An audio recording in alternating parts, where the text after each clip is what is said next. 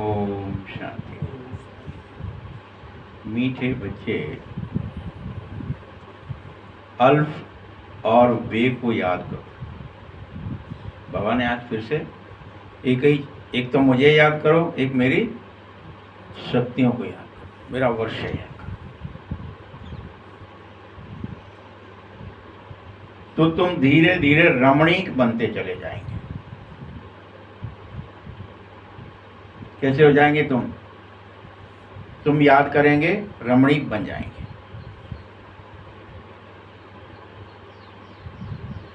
क्योंकि बाप रमणीक है, भगवान की याद से तुम रमणीक हो जाते हैं, क्योंकि भगवान खुद रमणीक है।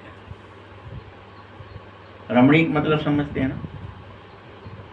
कौन कौन समझते हैं?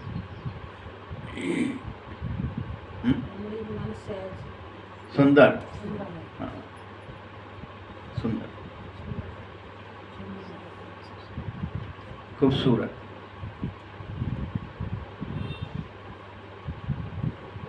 तो बोलो, बाप रमणीक है तो उसके बच्चे रमणीक होने चाहिए कि नहीं? भगवान खूबसूरत हो और बच्चे बदसूरत दिखें, ये किसके हैं भाई? शकल से क्या करते हैं अपन, और एक बाप पे गए हैं, मतलब वो हाँ, गुणवान है, सुंदर है, ज्ञानवान है, शक्तिवान है, ऐश्वर्यवान है, ये सब भगवान की शक्तियां हैं। वो हमारे अंदर होनी चाहिए, क्योंकि हम उसके बच्चे हैं। इसको रमणीक बोल। प्रश्न है, देवताओं के चित्रों की कशिश सभी को क्यों होती है? उनमें विशेष कौन सा गुण है? उत्तर है, देवताएं रमणीक हैं और पवित्र हैं।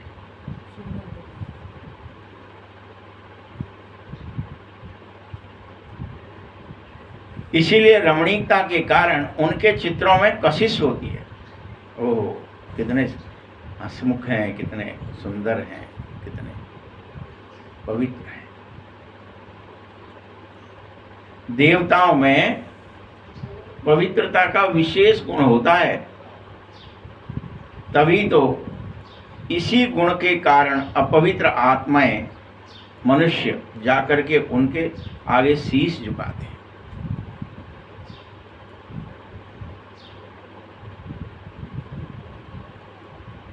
याद रखो, रमणीक वही बनेगा।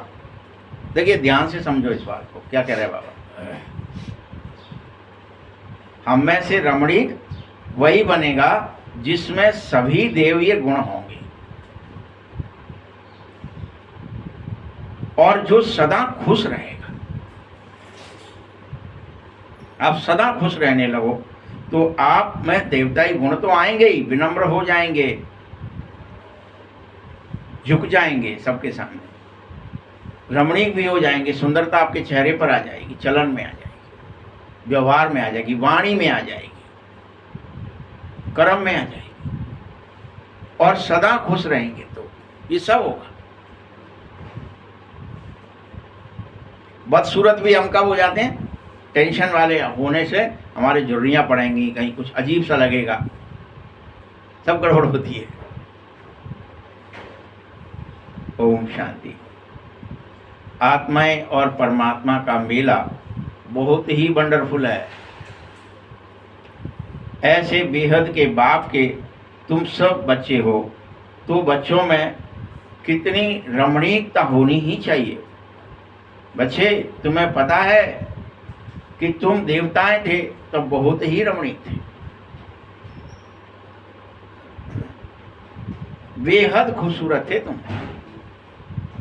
जिसका वर्णन यहाँ किया नहीं जा सकता। ऐसा कोई खूबसूरत यहाँ है नहीं। यहाँ तो अभी जो खूबसूरत है उनका ही फोटो बना के सोच लेते हैं, बस ऐसा ही होगा देवता।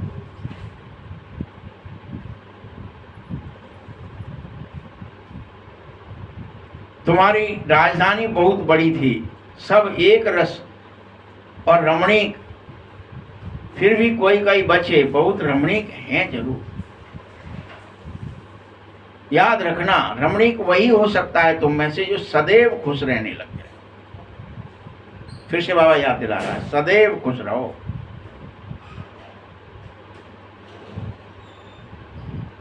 उसी में देवताई गुण आएंगे, तभी तो यह राधा कृष्ण अति रमणीक है। राधा कृष्ण कैसे हैं?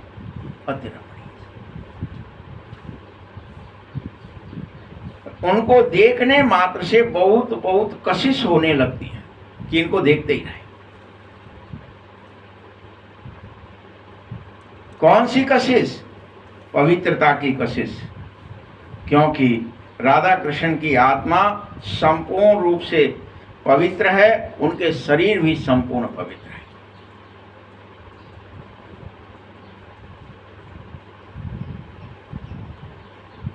पवित्र आत्माएं अपवित्र आत्माओं को कशिश कराती ही हैं। तभी तो उनके चरणों में गिरती है।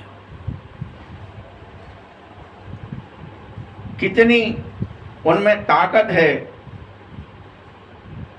देखो, बल कोई सन्यासी भी बन जाते, परंतु देवताओं के आगे तो उन्हें भी झुकना ही पड़ता है।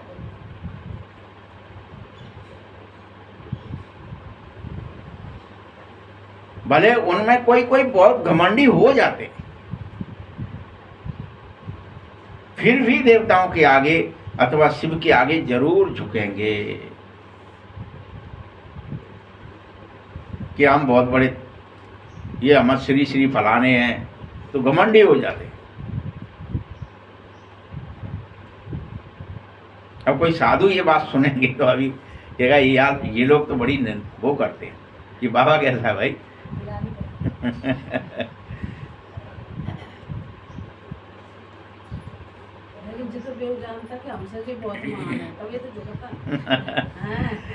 देवताओं के चित्रों के आगे सब झुकते हैं। बाप तो देवताओं से भी रमणीक है, तो बाप के बनाए हुए ही तो तुम देवी देवता रमणीक हो। तो बाप क्या होंगे फिर? बाप कितना रमणीक? जब देवता इतने रमणीक हैं तो भगवान जिसने उन्हें बनाया,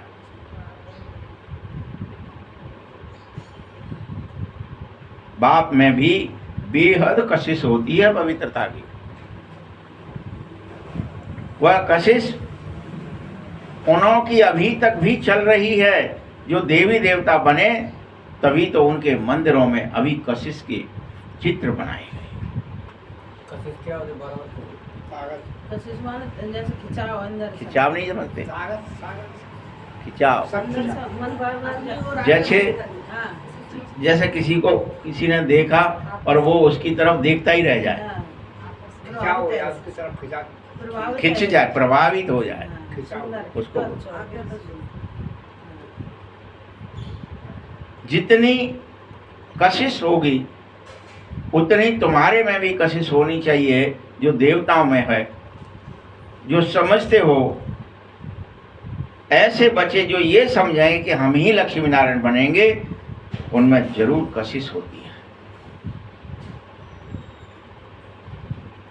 उनको देखने के लिए मन रहता है कि इनका दर्शन हो जाए, हाँ, दिख जाए।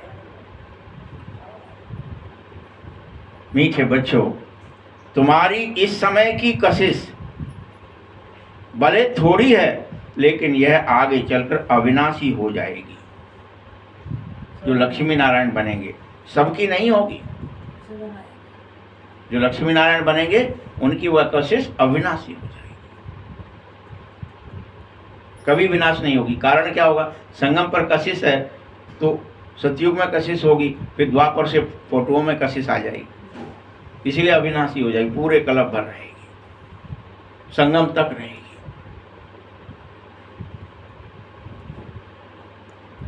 भविष्य में जो ऊंच पद पाने वाले होते हैं, उनमें यहां ही अभी ही कशिश होगी।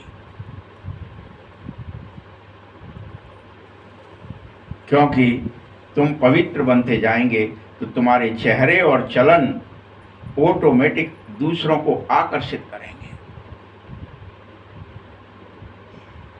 तुम्हारे बोल आकर्षित करेंगे। उन्होंने ये कैसे बोला, तुम्हारा लिखावट, ये शब्द कैसे लिखा, सब खींचेगा।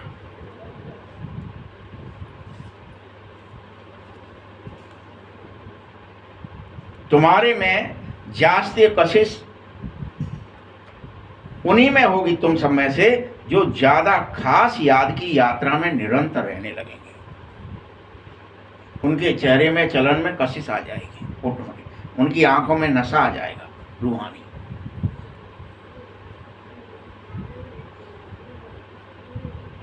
मीठे बच्चों, याद की यात्रा में पवित्रता बेहद जरूर रहती है, जरूरी है और रहती ही है,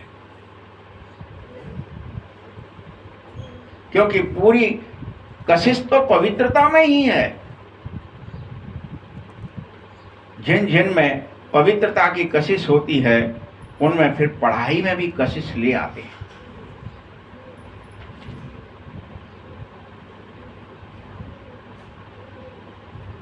परंतु यह तुमको अभी पता चलेगा,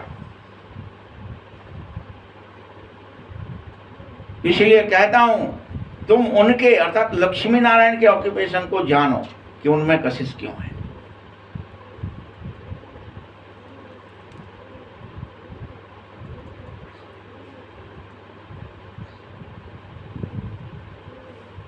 समझ गए लक्ष्मी नारायण में कशिश क्यों है? क्योंकि उन्होंने जितना बाबा को याद किया है उतना किसी ने नहीं किया होता। जितना तुम बाबा को याद करेंगे उतनी तुम्हारे अंदर भी कशिश बढ़ती जाएगी। यही पहचान है।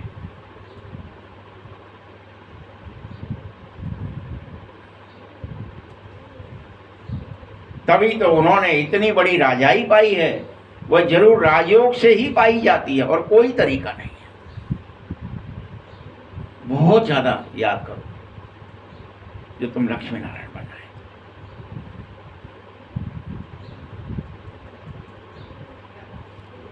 इस समय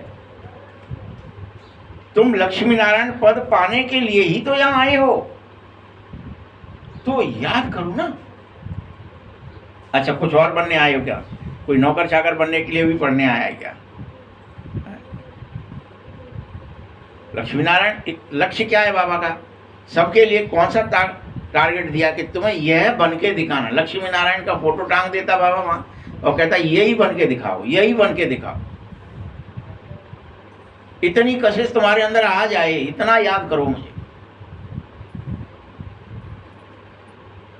मैं तुम सबको ही राजयोग सिखा रहा हूं, कुछ कोई प्रजा योग किसी को नहीं सिखा रहा।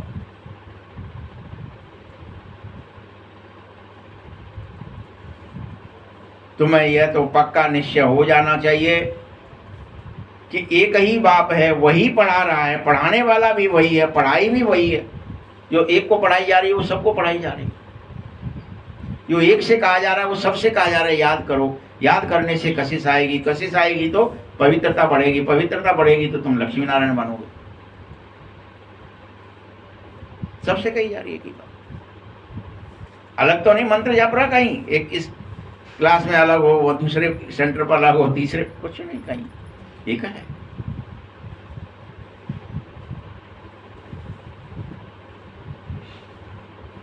वही बाप है, वही पढ़ाने वाला, वह साथ भी ले जाने वाला एक ही है। वो दूसरा नहीं है। कोई साथ कौन ले जाएगा? वही ले जाएगा जो पढ़ा रहा है। तुम्हारे अंदर यह गुण सदैव रहना चाहिए। कौन सा? तुम सदैव प्रसन्न चित्त रहे, हर्षित मुख रहे। ये गुण है, ये ईश्वरीय गुण है और यह गुण सदैव रहना चाहिए। कोई का मुंह धुंधका हुआ लटका हुआ नहीं बाबा को पसंद। सजनी को कैसा देखना चाहते हो? तो वो बेचारी क्या करती है कि 24 घंटे तो हंस ना सकते, तो लिपस्टिक लगा लो, लाल ही लाल देखें कि हम तो हंस ही रहे हैं। हंसने से चेहरा या होंठ लाल होते हैं, तो उन्हें कि क्या करें? लगाए लो जाइए, 24 घंटा दिखेंगे कि हम तो हंस ही रहे हैं। बाबा कहता है ये गुण सदैव तुम्हारे अंदर रहना ही चाहिए, हर्षित मुख होने का। सदैव हर्षित तभी रह सकोगे लेकिन जब अल्फ की याद में रहोगे। अल्फ माने अल्लाह, बाबा, शिव बाबा, उसकी याद में रहोगे तो ही सदैव हर्षित रहे। जहाँ दे दुनिया की याद आई तो दुख, उनके अपगुण, उनकी सारी चीजें याद आ गई। सो बस चिंतन में चले गए और दुखी हो गए, और चेहरे में और चलन में बस।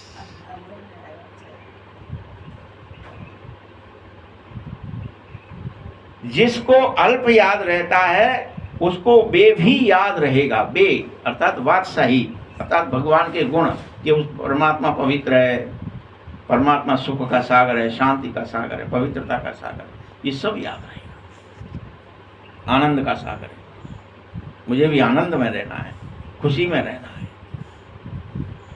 शांत में रहना है,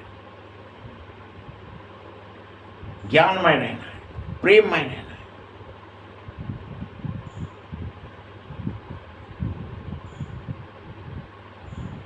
जब वे याद रहेगी तो ऑटोमेटिक रमणीकता भी बहुत आ जाएगी, बहुत सुंदर दिखने लगोगे, रमणीक दिखने लगोगे। तुम बच्चे जानो कि हम यहाँ पर माने पाठशाला में, यहाँ पर रमणीक बनने के लिए और भविष्य में सदैव रमणीक रहने के लिए ही पढ़ने आए। ये क्या है? ब्यूटी पार्लर भी है। आज बाबा ने क्या नाम दिया इसका? तुम्हें बाबा क्या भी बनाता है? तुम्हारे मुंह पलीती धोता है, तुम्हारे मैल निकालता है, तुम्हारे उबटन करता है, तुम्हारे ऊपर तेल चढ़ाता है, जिसे बोलते ना कि दूल्हा दुल्हन कैसा लगने लगे, थोड़ा रमणीक लगने लगे, औरों से अलग अलग दिखे थोड़ा सा। तो तुम सब दुल्हन या बनने आए हो तो क्या ही करो? क्या कह रहा है? रमणीकता तभी होगी क्योंकि यहां रमणीक बनने आए हो। तो अपने को सरेंडर कर दो, ठीक है बाबा हमारे ऊपर जितना होटल लगाना है लगा लो। अब वो नखरे दिखाए कोई, नहीं मैं नहीं लगवाऊंगा हल्दी। कई लोग आजकल है हमारे को नहीं लगाना है, हम जो सब ढोंग है, इसको हमें नहीं करना, सगुन कर लो भले ही हम ये करवा लेंगे, करते। अब तुमसे भी कह रहा है खुश रहो, हर्षित रहो, प्रसन्नचित रहो, रमणीक रहो। तो भविष्य में भी रमणीक बनते जाएं। यहाँ की यह पढ़ाई तुम्हें अमरपुरी ले जाएगी। सच्चा बाबा तुमको सच्ची कमाई करा रहा है।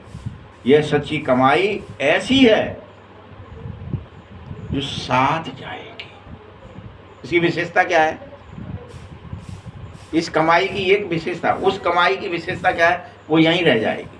अब कितना ही कमा लो, करोड़ों अरबों खरबों शंख पदम कमा लो भले, लेकिन वो एक भी आप ले जा नहीं सकते। लेकिन ये जो कमाई है प्रसन्नता की, रमणीकता की, खुशी की, आनंद की, प्रेम की, ज्ञान की, शक्तियों की खुशी है, ये तुम्हें साथ ले जानी है।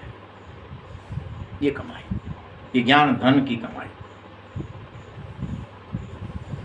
और यह सच्ची कमाई कोई एक जन्म नहीं चलेगी। तो हमने यहां क्या कर दिया? पूरे 21 जन्म चलेगी। क्या ही करा फिर? जो रमणीक दिखा उसको राजा माना। आपने चेक किया होगा, राजघराने जितने थे वो कहते अरे को राजकुमार सा लग रहा है, बड़ा ही सुंदर है। क्योंकि प्रजा कैसी होती थी? साधारण होती थी और चेहरा डल होता था, लेकिन राजा सुशोभित भी और ज्ञानवान भी, प्रेम करने वाला भी, सबकी केयर करने वाला भी होता था कि सबकी देखभाल करेगा, दयालु होता था। शुरू की बात है, ये बाद में भले ही कुछ भी हो जाओ कलयुग में आकर के, तो राजा सिस्टम ही खत्म हो जाता है कि दया की जगह वहाँ अहंकार आ जाता था। लेकिन पहले तो सतयुग, त्रेता, द्वापर में भी इवन ये दिखाना है कौन कितना दयालु है, कौन राजा ऐसा है जिसके यहाँ पर प्रजा दुखारी नहीं है। ये पैमाना था राजा होने।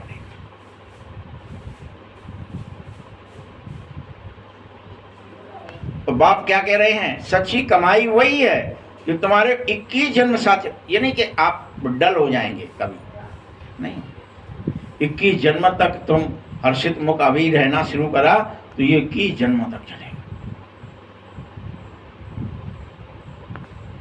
फिर भक्ति मार्ग आएगा।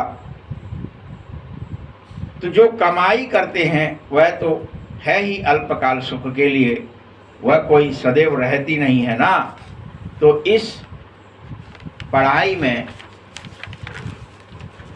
तुम बच्चों को बेहद खबरदार रहना चाहिए कि कहीं से भी मेरे अंदर कोई दुख की, अशांति की, बदसूरती की लहर न आ जाए,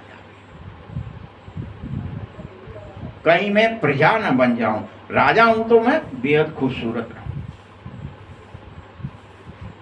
तुम साधारण मत बन जाना। प्रजा बन गए माने क्या बन गए, हम तो साधारण हैं भैया, हम कौन से राजा हैं का, हम कोई फलाने हैं का, साधारण है हम।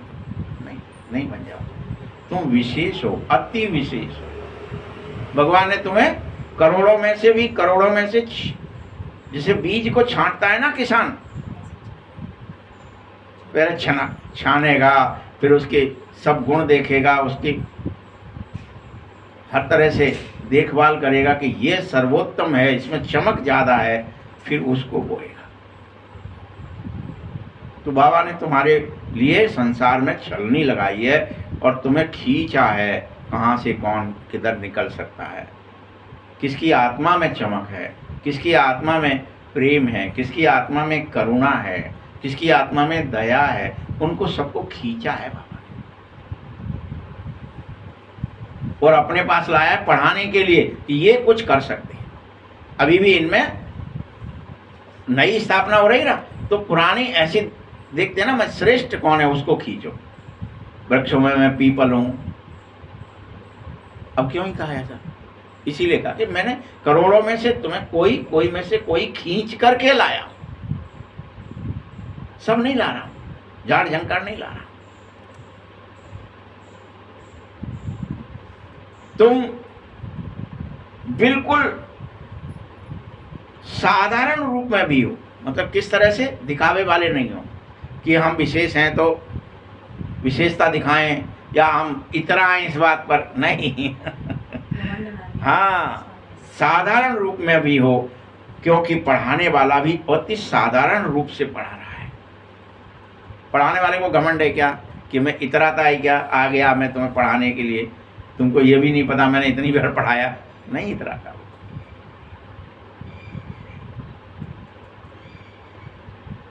अगर बाप साधारण न है और तुम साधारण नहीं हो तो तुम्हें ही लज्जा आ जाएगी कि भगवान कितने साधारण हैं और हम इतरा रहे हैं, घमंड कर रहे हैं। नहीं, लज्जा नहीं आओ। हम यह समझें स्थूल में भी। अब बाबा वहां पे आ गया आश्रम पे, समझो आप कि जैसे हमारे मम्मा बाबा साधारण कपड़े पहनते हैं तो हम भी ऊंचे कपड़े कैसे पहन रहे हैं। हमें क्या रहना चाहिए कि जब भगवान जिसके तन में आ रहा है वो भी साधारण एक कुर्ता धोती पहने सफेद, और हम कोई सूट वूट कैसे पहन लें। फिर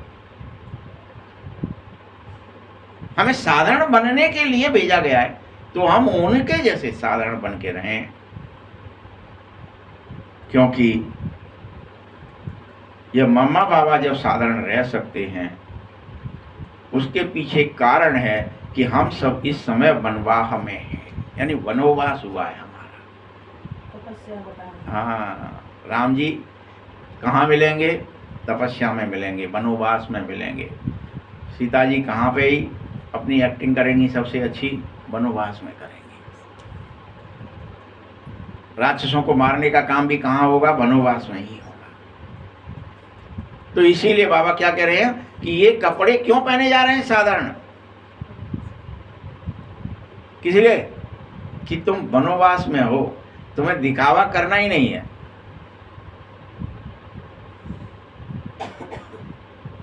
अभी तुमको जाना है कोई यहाँ तुम्हें शादी थोड़े ही करने आए हो जो कोई बारात आ रही हो किसी को दिखावा करना हो, नहीं, तुम्हें घर जाना है।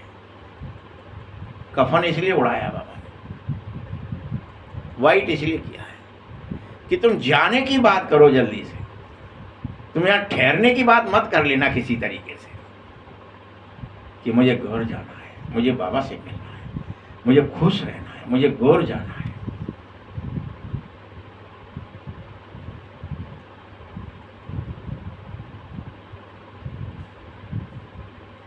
वैसे तो संसारी लोग भी जब शादी करते हैं तो पहले पहले कुमारी को बनवाह में रखते हैं, उसको मैले कपड़े पहनाते, तेल आदि लगाते हैं। मैले ही तो पहना दे, फटे हुए पहना देंगे, भैया तेल चढ़ाएगा, फटे पहन लो।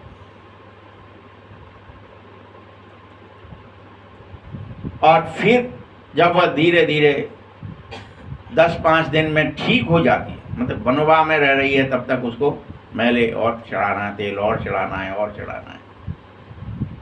और जब ससुर घर जाती है तो फिर सबसे अच्छी पोशाक वही पहनती है।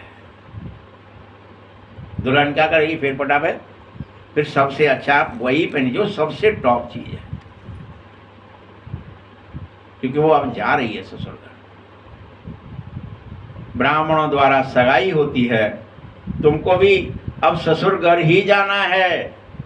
इस रावणपुरी से रामपुरी अथवा विष्णुपुरी में ही जाना है। तब तुम्हें पूरी सजावट के साथ 16 श्रृंगार कराए जाएंगे, 16 कलाएं धारण कराई जाएंगी। हाँ,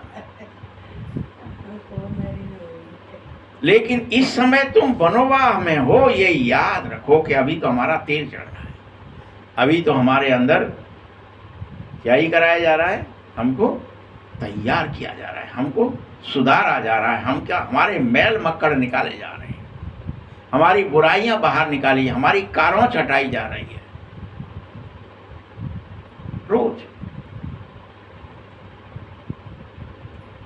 तभी तो यह रिवाज बनाई गई है। सोचो रिवाज भी कैसे बनाई गई कि तुम्हें ओरिजिनल रिवाज से इस रिवाज को मिलाना है। कभी भी जब बाबा आएंगे और जब एक्चुअल में तुम्हारा ब्याह होगा बाबा के साथ, तो रिवाज होगी, तभी तो तुम कर पाओगे कि मुझे साधारण रहना है। भाई अब तो मेरा तेल चल रहा है, तो अब तो मैं साधारण रहूं।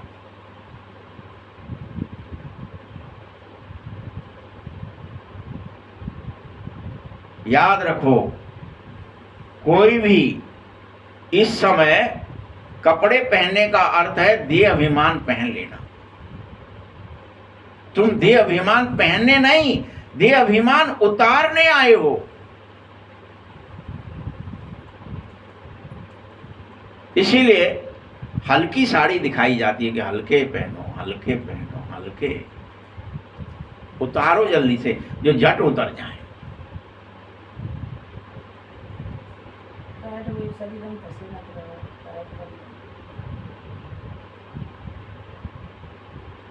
जब तुम अभी दूसरों को देखते हो कि इनके पास ऊंची साड़ी है, तो तुम्हें एक ही ख्याल चलना चाहिए कि मैं बनोवास में हूं, ये बनोवास में नहीं है। मतलब बाबा तुम्हारी दृष्टि वृत्ति को वहां से हटा, कहीं कोई रंग बिरंगे तुम देख लो और तुम्हारी इच्छा जागृत हो जाए कि यार ऐसे श्रृंगार हम भी करें, ऐसे लाल पीले हम भी पहने, तो बाबा मना कर। तब समझो कि मेरा तो बनोमास है, मेरा तो तेल चढ़, मेरे तो अवगुण निकाले जा रहे हैं, मैं तो भर्ती हूँ भाई। अब कोई मिलिट्री में भर्ती होता है, अब वो कह दे कि मैं तो मिलिट्री की ड्रेस ना पहन के कुछ भी पहनूंगा, टी शर्ट पहनूंगा, चलेगा क्या? पहन सकता है क्या? उसको हटा दिया जाएगा। उन्हें ये क्या है, आप डिसिप्लिन नहीं मान रहे हो, आप आज्ञा नहीं मान रहे हो, आप मिलिट्री वाले होकर के मिलिट्री की ड्रेस नहीं पहने हो, कैसे पहचाने जाओगे भाई कि ये योद्धा हैं? ये ऐसे स्टूडेंट को भी दिखाया जाता है। जब स्टूडेंट आते हैं तो उनकी क्या होती है, अपनी एक यूनिफॉर्म होती है। जो भी यूनिफॉर्म उस स्कूल की होगी वो ही उसको पहननी पड़ेगी। उसके घर में कितना ही धन रखा हो, वो ये नहीं कह सकता मैं ये वाली नहीं पहनूंगा। ये तो यूनिफॉर्म तो सभी पहने हैं, सभी बच्चे एक जैसे ही दिख रहे हैं, मैं नहीं दिखना चाहता, मैं अलग कुछ डिफरेंट चाहिए, नहीं हो सकता। प्रिंसिपल आदि रोक देंगे, रेस्ट्रिकेट कर देंगे, नहीं कपड़े वो ड्रेस ही पहन के आओ, स्कूल ड्रेस में ही आओ, यही यहाँ स्कूल है।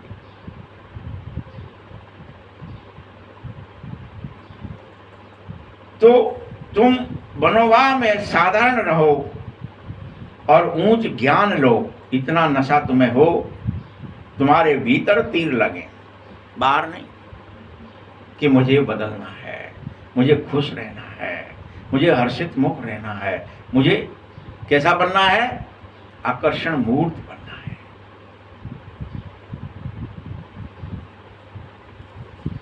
मीठे बच्चे, बल बर्तन मांजते रहो, वह कपड़ा साफ करते रहो, तुम्हारे सामने कोई आए तो तुम झट सभी को जो सामने आया है उसको अल्प की अर्थात शिव बाबा की ही याद दिलाओ।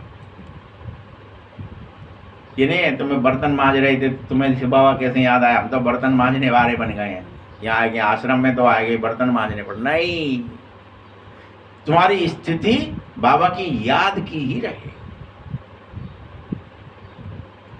तुमको नशा चढ़ा हो और सादे कपड़े में बैठो, किसी को ज्ञान देना है वह भी फिर साधारण कपड़ों में बैठकर जब तुम ज्ञान दोगे तो वह वंडर खाएगा कि ये इतने साधारण रहते हुए भी इनके पास ज्ञान बहुत है।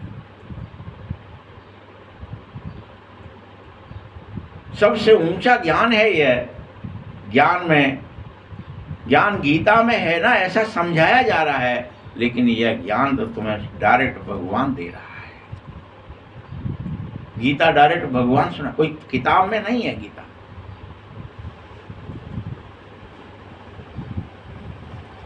ये राजयोग ही गीता का ज्ञान है। तुम्हें सदैव ये नशा चढ़ा रहे कि मैं ये गीता का ज्ञान लेने आया।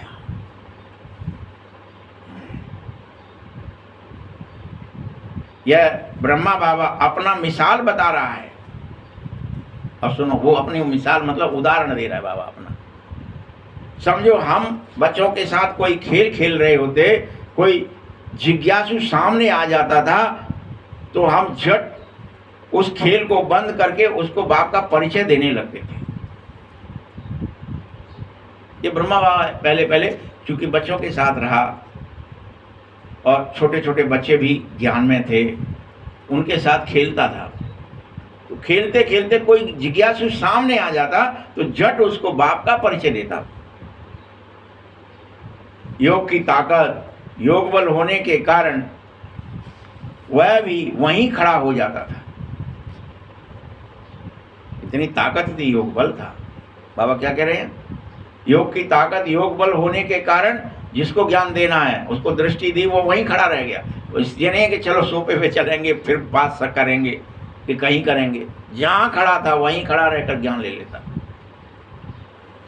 और वंडर खाता। ये इतना साधारण और इसमें इतनी ताकत कैसे? फिर वह कुछ भी बोल नहीं पाता था, कोई प्रश्न लाता था वह सब भूल जाता था। अब कितने भी प्रश्न लेके आओ, मुरली में आएंगे सब भूल जाएंगे, सबका उत्तर आपको खुद ही मिल जाएगा मुरली सुनते सुनते ही, उतनी ही देर में, 1 घंटे में। 100 प्रश्न हो, 1000 प्रश्न हो, आपके सब मिट जाएंगे, आप कुछ नहीं बोल पाओगे। ये बाबा की मुरली की ताकत है। किसी के भी मुख से कोई जिज्ञासु कितनी भी जिज्ञासा लेके आता, उसके मुख से कोई बात नहीं निकल पाती थी।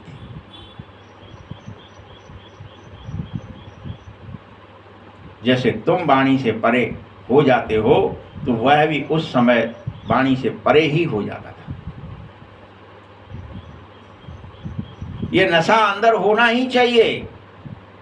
कोई भी भाई अथवा बहन आवे तो उसको एकदम खड़ा करके विश्व का मालिक बनाने की मत दे डालो, देर न करो।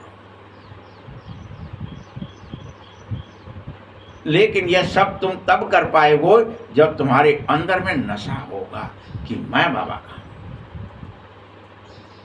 वो नशा करवाएगा आपसे।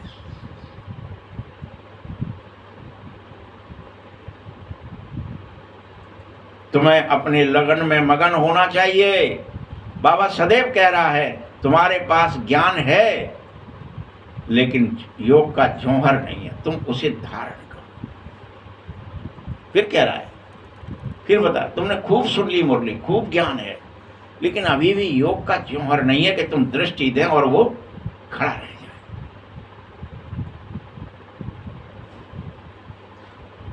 तुम दृष्टि दें और वो प्रसन्न हो जाए, अभी नहीं है। इसे धारणा करो, योग का जौहर लाओ अपनी तलवार में। ये तलवार है, वो जौहर है, धार, धार योग से आएगी। नहीं तो लोहा है, पीटते रहो, कुछ नहीं होगा, कोई कटेगा नहीं उससे, किसी के पाप नहीं कटेंगे। योग होगा तो पाप कटेंगे, प्रवेश होगा अंदर उसके मन में, बुद्धि में, संस्कार में, आत्मा तक जाएगा,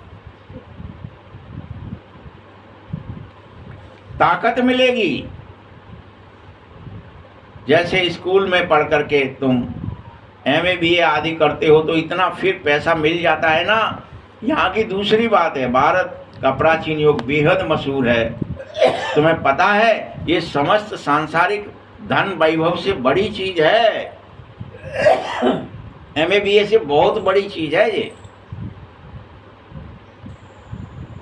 बाप सर्वशक्तिमान है, बच्चों को बाप से शक्ति मिल रही है। बस तुम मुझे याद करो, तुम बच्चों के अंदर में ये रहना ही चाहिए कि हम तो शिव बाबा की संतान हैं, संतान, और कुछ नहीं रहना चाहिए।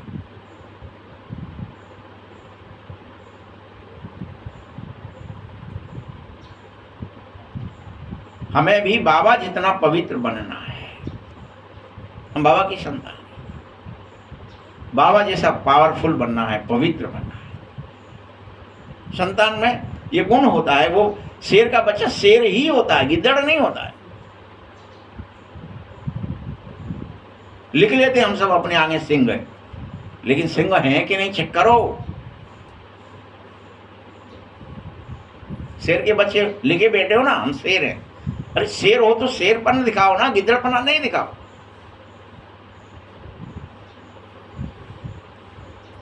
बनना है तुम्हें, ऐसा नहीं है, तुम बन जाओ, देर न करो। अब हम शेर बनेंगे गिद्दड़ से, ऐसा होता है क्या? क्यों भाई, जिस दिन जन्मे उसी दिन से हो ना सावर बच्चे उसके, कि कभी देर लगेगी, फिर अभी अभी तो मैं गिद्दड़ हूँ, अभी तो मैं कुत्ता बना बैठा हूँ, अभी तो और गधा बना बैठा, बाबा अभी शेर बनने में थोड़ा देर लगेगा, थोड़ा बनूंगा, ऐसा होता है क्या? नहीं ना।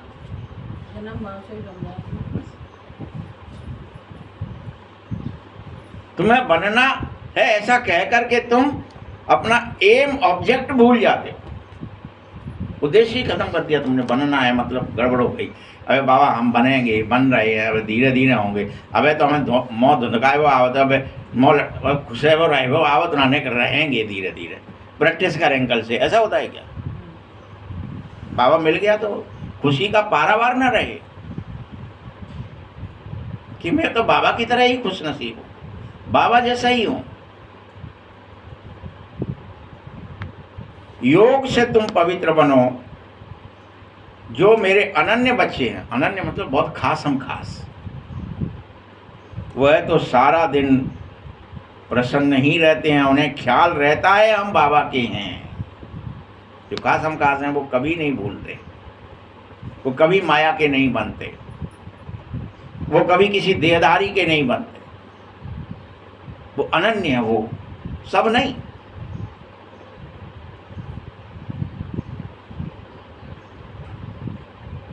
ऐसे बच्चे जो अनन्य है, वो कोई भी आता है तो उसको झट रास्ता ही बताते हैं,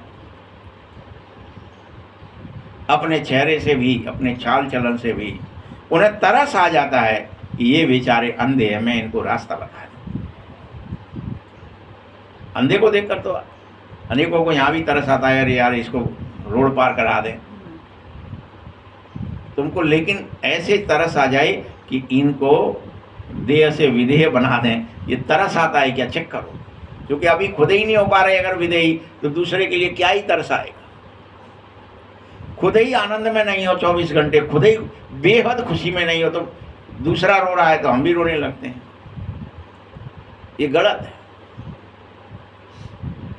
तुम्हें तरस आए, वो रो रहा है, अच्छा उसको खुश करने हैं। कोई भयभीत है तो वो निर्भय हो जाए, तब तुम अनन्य बच्चे कहलाओ। अंधों की लाठी कहलाओगे, क्योंकि वे सब अंधे हैं, ज्ञान चक्षु है ही नहीं किसी के पास सिवाय तुम बच्चों के। अभी तुम्हें ज्ञान का तीसरा नेत्र बाप ने दिया है। तुम बाप समान त्रिनेत्री हो, त्रिमूर्ति और त्रिकाल दर्शी हो, सब कुछ जान गए हो। अब क्या ही जानना है? क्या क्या जान गए तुम? सृष्टि का आदि मध्य अंत जान गए, 84 जन्म जान गए, ड्रामे की अवधि 5000 वर्ष जान गए। तुमको क्या ही जानना है भाई? जान गए परमात्मा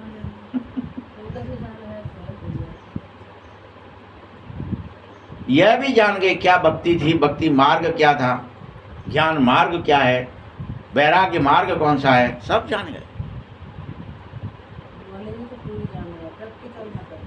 तुमको पहले भी पता है, नहीं प्रैक्टिकल भी करना ही है, दाढ़ मारना आता है, शिकार करना आता है माया का, लेकिन अपन सोचते हैं पता नहीं, बाद में कर लेंगे। ध्यान भूल जाते तो ध्यान ही तो याद है, और क्या है? याद भूल जाती है। बाप का आदेश क्या है? Hear no evil, see no evil. तुम्हें ना बुरा देखना है, ना बुरा सुनना है, ना बुरा बोलना है, ना बुरा सोचना है, ना बुरा करना है।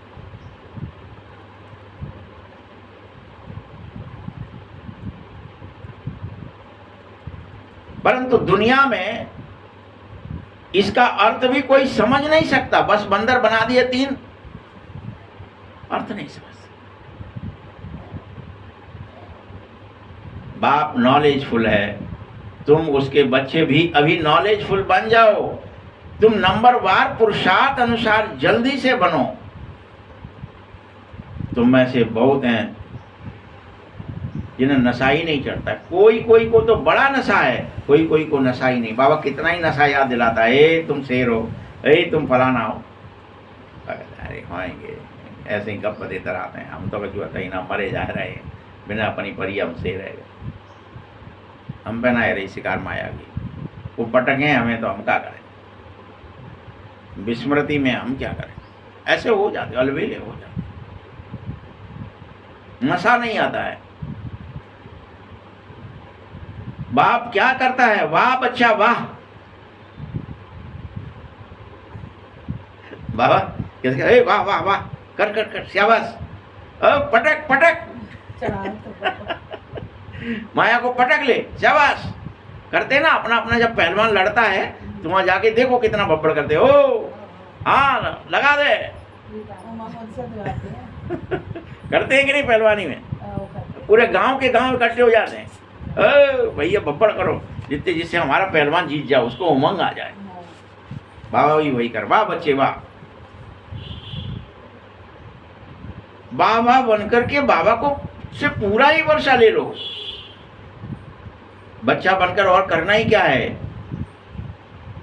2 ही काम करने हैं। अमृत वेले से लेकर रात तक रोज रात को अपना पोता मेल भी देखो, तब सो।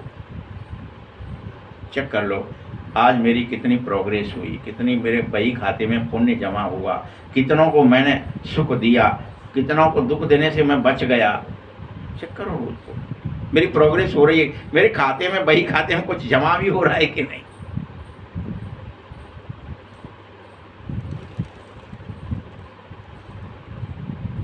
बाबा व्यापारी है ना, इसीलिए तुम्हें व्यापारी की तरह समझा रहा है। तुम सब व्यापारी बन जाओ, तुम्हारे लिए पोता मेल निकालना सहज हो जाए, तुम बही खाता लिखना आ जाए। तुम्हें व्यापारी हो तो तुम कैसे व्यापारी हो? फिर तुम बही खाता लिखना ही नहीं आता है, आज नुकसान हुआ कि फायदा हुआ, तो तुम काहे के व्यापारी हो? फिर तुम किसके साथ व्यापार कर रहे? बाबा के गुणों का, ज्ञान का लेन देन। बाबा की प्रॉपर्टी मैंने बढ़ाई कि माया की प्रॉपर्टी कहीं तो नहीं बढ़ा दी?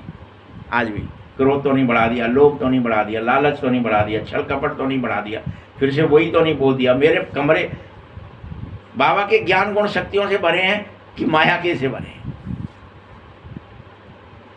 क्या किस चीज का व्यापार कर रहे हैं?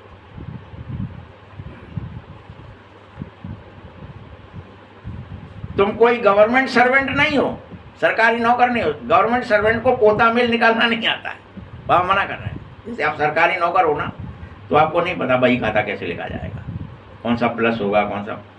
वहाँ भी उसको पता होगा जो गवर्नमेंट सर्वेंट है, जो क्लर्की का काम कर रहा है, जो अकाउंटिंग का काम, बस उसको ही पता है कि बही खाता लिखा कैसे जाता है, बाकी नहीं पता है। लेकिन व्यापारियों को प्रत्येक को पता रहता है बही खाते में क्या लिखना है, कितने का लेन हुआ दिन भर में और कितने का बिक गया, कितना मेरा प्रॉफिट हो गया। तभी तो वो आगे बढ़ाएगा दूसरे दिन के लिए। वो बंद भी कर देता है बिजनेस अगर घाटा होता है तो। वो पोता मेल में दिख जाता है, अरे यार घाटा पड़ रहा है, 5 दिन हो गए लगातार, 6 दिन हो गए, 10 दिन हो गए, महीना भर हो गया, घाटा ही पड़ा, इतना घाटा हो गया मेरे को, नहीं बंद कर दो इस बिजनेस, दूसरा करेंगे। चेंज हो जाता है, तभी तो पता चलता है उसको वहीं के वहीं। और जो नहीं पता कर पाते अलवेले हैं, उन्हें कहा ठीक है काय का पोता मेल देखना है, तो देवाला भी निकल जाता है, उन्हें पता ही नहीं चल पाता तब तक।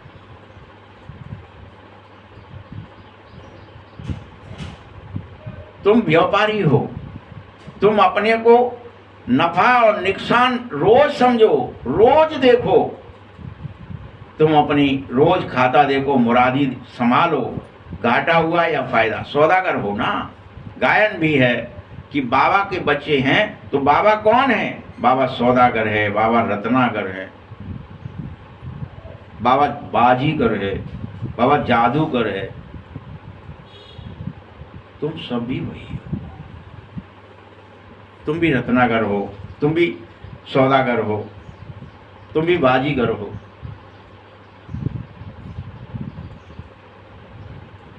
खिवैया हो। तुम अविनाशी ज्ञान रत्नों का रोज ऐसा सौदा करो जो बढ़ जाए।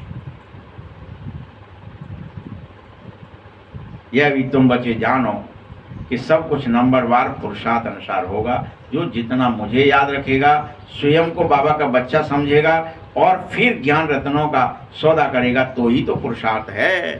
अगर पुरुषार्थ ही है तो हम कुछ बाबा का काम ही नहीं कर रहे, तो काहे के पुरुषार्थ ही हुए।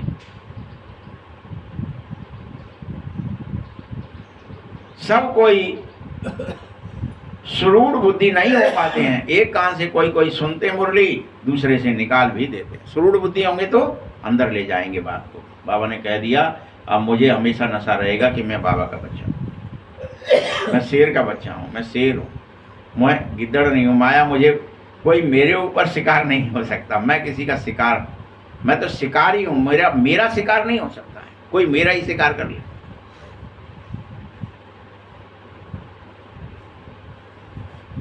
झोली में छेद है तो निकाल दो, ऐसी झोली मत रखो। झोली भर जाए ऐसी झोली रखो। छेद वाली झोली बाबा को पसंद नहीं कि बाबा ज्ञान रतन डाल रहा है, तुम्हारी झोली में छेद है, वो ज्ञान इधर से आया उधर निकल गया झोली में से, क्योंकि झोली फटी थी, छेद थे। नहीं चाहिए बाबा को छेद वाली झोली। आप बाबा कहते धन दिए धन ना खुटे, ऐसा अविनाशी ज्ञान रतन दे रहा हूं तुम्हें, और तुम इस धन को यूं ही बर्बाद कर रहे हो। एक बार लगा दोगे तो चाहे कितनी भी बार खोटो, और ज्यादा उसमें पल्ले आएंगे। आप सगुसी लेते हैं ना, चने का साग या कुछ भी, जितना खोटेंगे उतना बढ़ता है और पल्ले देता है और फूलता फलता है और बड़ा होता है। कोई भी चीज, आप सरसों का भी ले आओ, एक तोड़ दोगे ऊपर का, 2 3 4 इकट्ठे निकले आएंगे।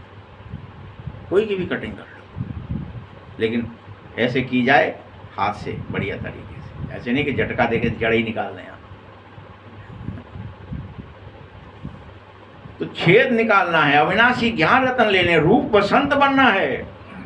तुम आत्मा हो, तुम्हें ज्ञान है ये बात, तुम मेरे बच्चे हो, रूप बसंत भी तुम ही हो, कोई और नहीं है। तुम्हारे अंदर से लाल झड़े या तो रतन निकले या तो फूल झड़े। आत्मा में नॉलेज बहुत भारी है, भल आत्मा अति सूक्ष्म है, लेकिन फिर भी उसमें ज्ञान बहुत भरा है।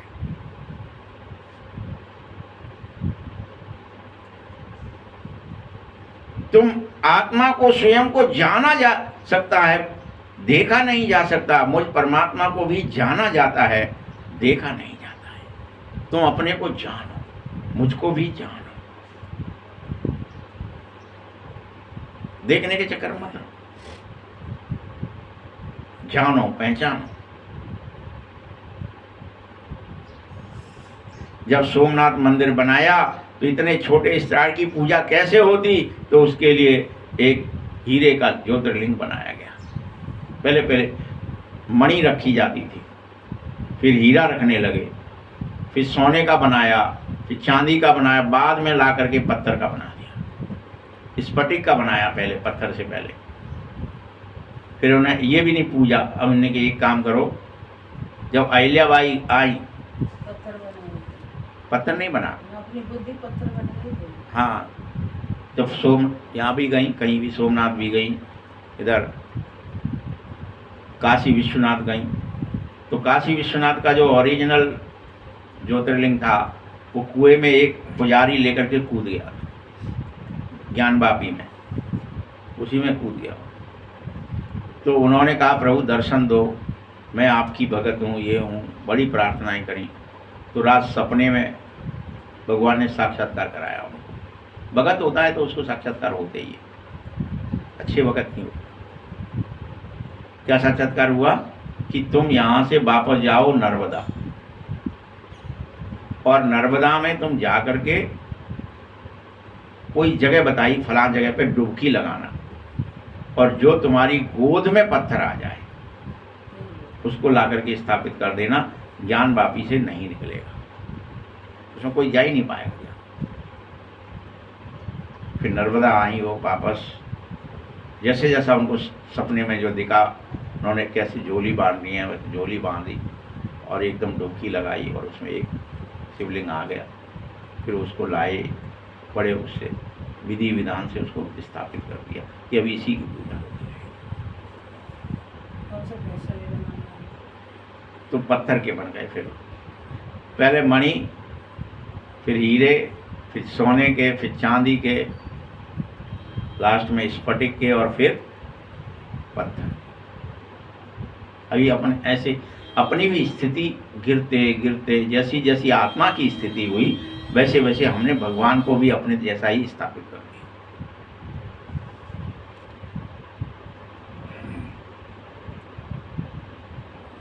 कई लोगों ने शिवलिंग को छत जितना ऊंचा बड़ा बड़ा भी बनाया कि हमारा शिव ऊंचा है तो हमारा शिव बड़ा हो गया।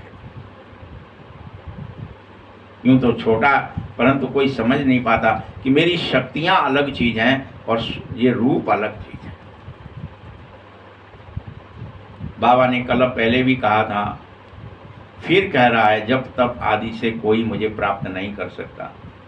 ये सब करते नीचे ही गिरोगे, तुम सीढ़ी नीचे ही उतर जाओगे। तुम्हारी तो चढ़ती कला तभी होगी जब तुम यथार्थ रूप से स्वयं को आत्मा समझकर मुझे याद करोगे, फिर चढ़ती कला होगी। जब तक यज्ञ शरीर समझकर कुछ भी क्रियाएं करते रहोगे तो गिरते जाओगे, गिरते जाओगे, गिरते जाओगे। तुम ब्राह्मण बनो। ब्राह्मण पहले नंबर के जिन्न हो जाते हैं।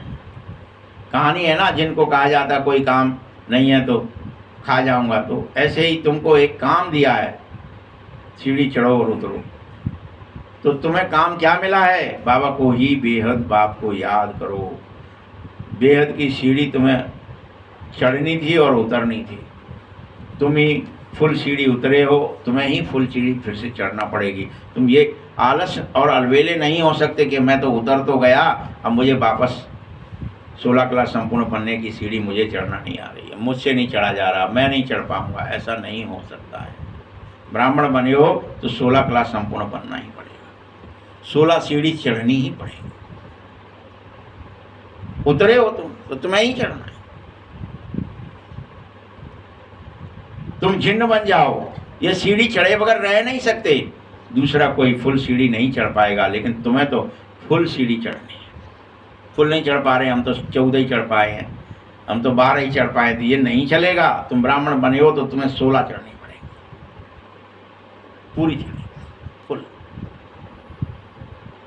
ऊंच पद पाना ही है, उतरना चढ़ना तुम्हारा काम था। बाप कह रहे मैं तुम्हारा पिता हूं, तुम मेरे जैसे बनो, मैं सर्वशक्तिमान हूं, ऑल माइटी हूं, वैसे तुम भी बन जाओ। मैं पतित पावन हूं, तुम ब्राह्मण भी पतित पावन बनो।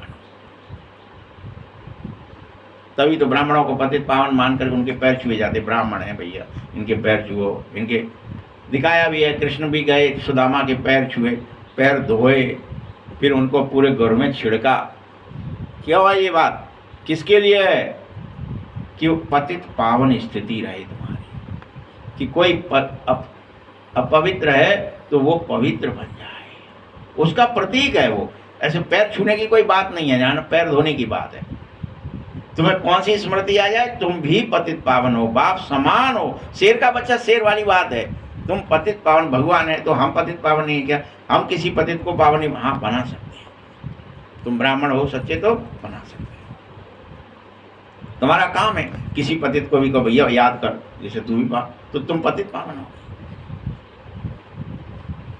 मैं सर्वशक्तिमान हूं, मैं ऑलमाइटी हूं, क्योंकि मेरी आत्मा सदैव 100% पवित्र रहती है। मैं बिंदु रूप हूं, सब शास्त्रों का राज मैं जानता हूं। ये कितनी वंडरफुल बात है। ये सब वंडरफुल ज्ञान भी है। ऐसे कभी सुना नहीं होगा कि आत्मा 84 जन्म लेती है, अविनाशी पाठ करती है, वह उसका पाठ कभी घिसता ही नहीं है। 84 जन्मों का तुम्हारे अंदर रिकॉर्ड भरा हुआ है, कभी मिटा ही नहीं। इतनी छोटी सी आत्मा होने पर भी कभी ज्ञान घिसा नहीं है, मिटा नहीं है। अविनाशी ज्ञान सब में भरा है। जिसको जो बनना है उसको पता है वो चीज, सत्य क्या है, धर्म क्या है, न्याय क्या है, मुझे कैसे चलना है, कैसे न्याय करना है, कैसे सत्य पर चलना है, कैसे धर्म पर चलना है, सब। तभी तो तुम राजा बनोगे, तुम भूले नहीं। अन्यायी वाले को अन्याय याद रहता है, न्यायी वाले को न्याय याद रहता है। उसकी परत खुली, उसको याद आ गया।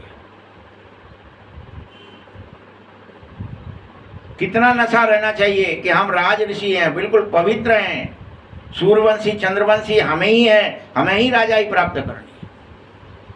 ये नशा चढ़ा रहे। जैसे अब तुम कर रहे हो, यह तो बच्चे समझते होंगे कि हम जा रहे हैं, खिवैया के स्टीमर में बैठे हैं, और यह जानते हो कि इस समय हम पुरुषोत्तम संगम युग पर हैं। पुरानी दुनिया से नई दुनिया में शांति धाम के होते हुए जाना ही है। सदैव बुद्धि में यह रहना चाहिए कि हम सतयुग में थे। उस समय पूरा संसार एक था, अखंड भारत था। सतयुग में और कोई खंड भी नहीं था, सिर्फ भारत ही कहलाता था, संसार पूरा एक देश।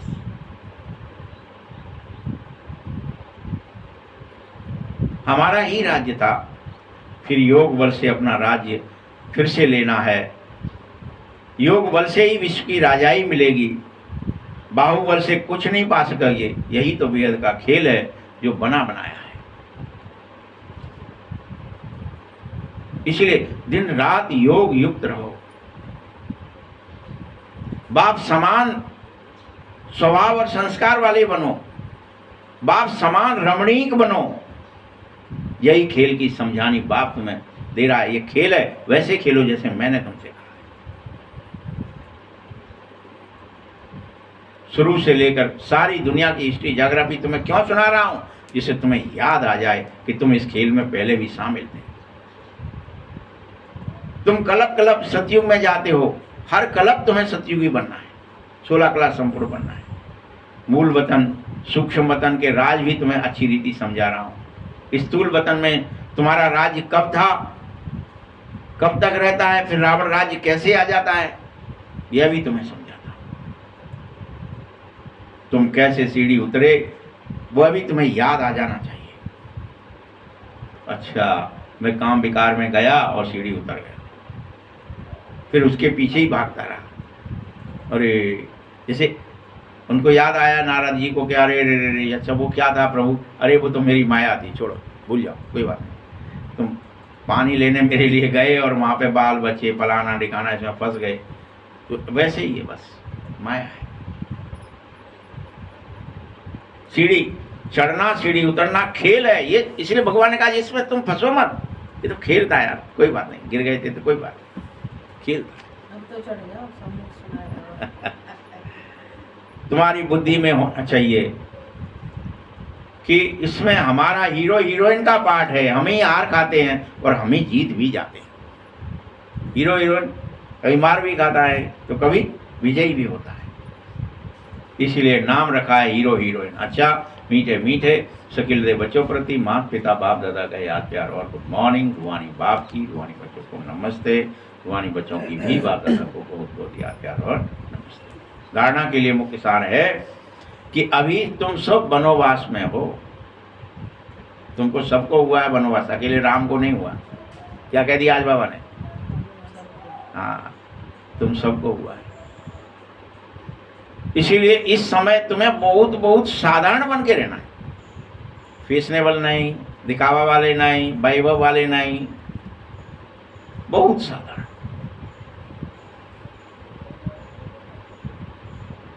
कोई भी देह अभिमान का व कपड़े आदि का भी